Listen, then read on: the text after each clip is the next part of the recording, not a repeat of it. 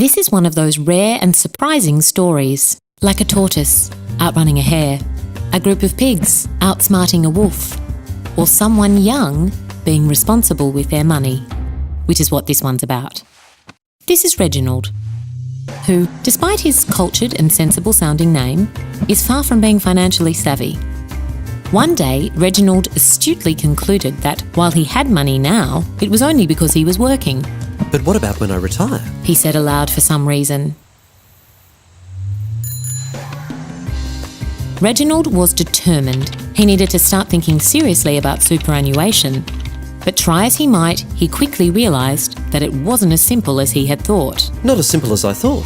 He had already known that his employer was making regular payments to a super fund that he wouldn't be able to access until retirement, and that each super fund was charging its own set of fees, which reminded him of the super accounts he had from previous jobs, accounts he should combine because currently the multiple fees were costing him.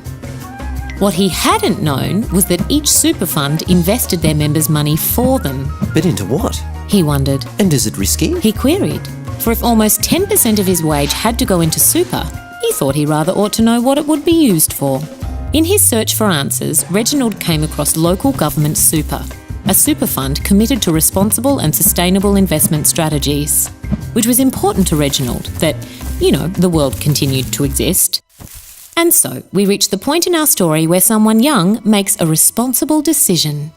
Reginald realised that if he changed his spending habits just a little, he could make extra contributions to his super, and that the more he put in now, the better his retirement would look.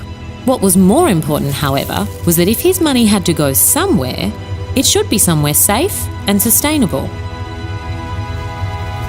So guess what he did? Something responsible. To see what local government super can do for you, visit our website today.